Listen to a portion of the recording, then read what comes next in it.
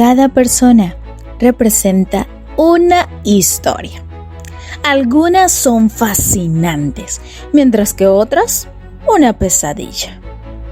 Nos encontramos con algunas personas que no dejaron que las circunstancias escribieran su destino, por muy negativas que fueran.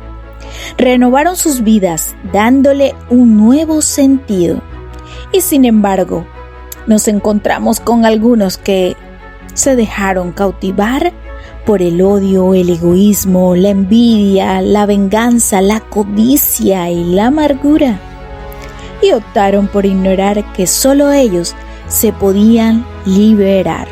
Pero se rindieron a sus pasiones y deseos más bajos, destruyendo a otros y también a sí mismos. Por eso, hoy los invito a conocer una nueva historia.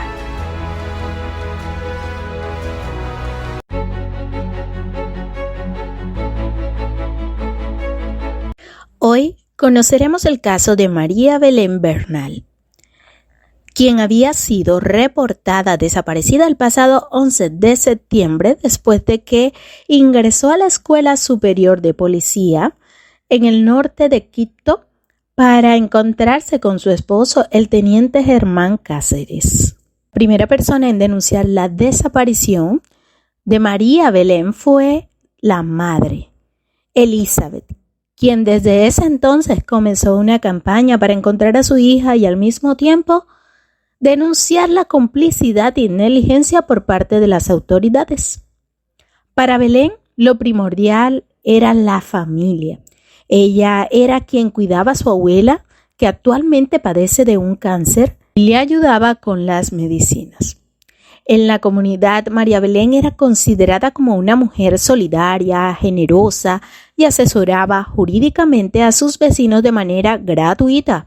Su madre manifiesta que era una mujer apasionada por el derecho y todos los que la conocieron dan fe de lo mismo. María Belén tenía 34 años, había nacido en Quito y realizó sus estudios de Derecho en la Facultad de Jurisprudencia de la Universidad Central, además de completar una maestría en litigación oral en la California Western School.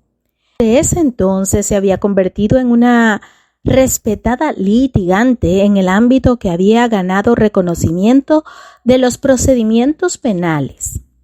En el momento de su desaparición, María Belén trabajaba para la firma Defensa Penal Group y era parte de un grupo de 6 mujeres que llevan casos enfocados mayormente en material penal. María Belén también había llevado casos de agresión sexual, violencia de género, defensas de policías, pensiones de alimento, entre otras situaciones de las que María Belén era consciente que esta labor le había llevado a ganar muchos enemigos. De hecho, mediante una publicación en la red social de TikTok, había dado 2 nombres a quienes responsabilizaba de antemano si algo le pasaba.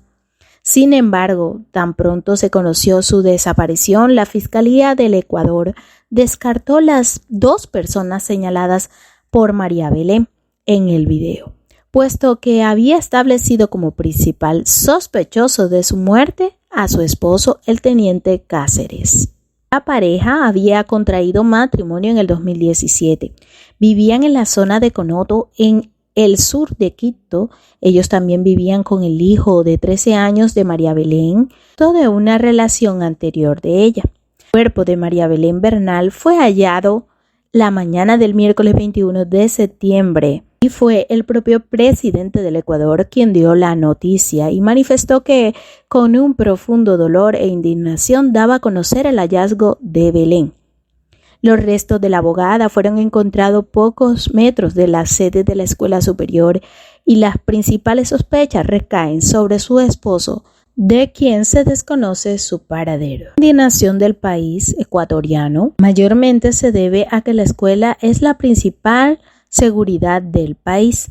María Belén ingresó en las horas de la noche a la escuela superior ubicada a las afueras de Quito, donde su esposo se desempeña como instructor, y esa fue la última vez que sus familiares la vieron con vida, pues desde ese entonces no supieron más nada de ella. El esposo de María Belén, 2 días después de la desaparición, presenta una denuncia a la fiscalía.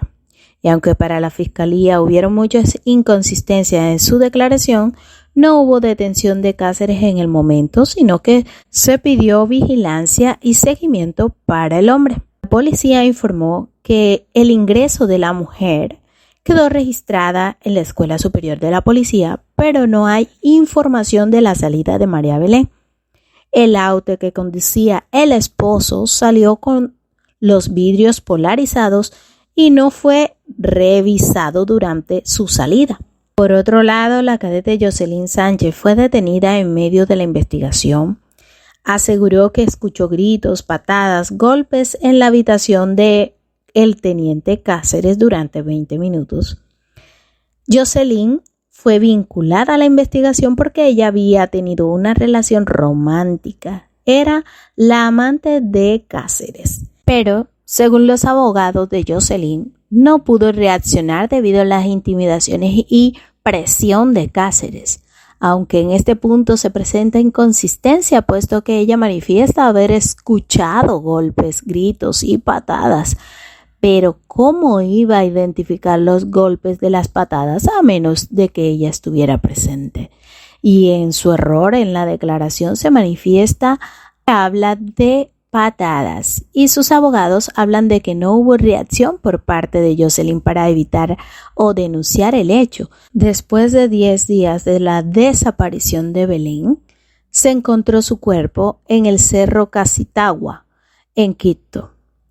Tras anunciar el hallazgo, el ministro de Interior, Patricio Carrillo, lamentó la muerte de María Belén y, refiriéndose al esposo Germán Cáceres, sospechoso del crimen, aseguró que no habrá impunidad, que lo encontrarán donde esté y lo entregarán a la justicia.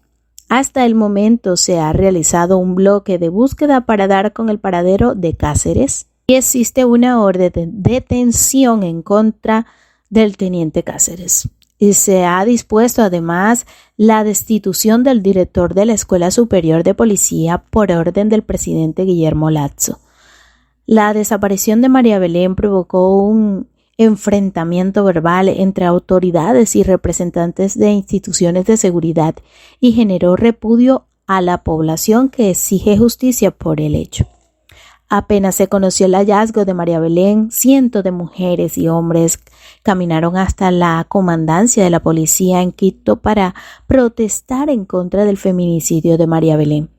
La fiscal general del Ecuador, Diana Salazar, dijo en una rueda de prensa que es lamentable la forma en que se está abordando el caso desde la Policía Nacional, porque hasta el momento la institución no ha emitido un informe oficial de lo que ha ocurrido dentro de la Escuela Superior de Policía. Esperamos que toda la verdad pueda salir a la luz y el responsable obtenga todas las consecuencias de sus actos. Hasta aquí llegó nuestra historia de hoy. Recuerda suscribirte y no olvides tus comentarios para estar conectadas con Diégesis Historias Reales.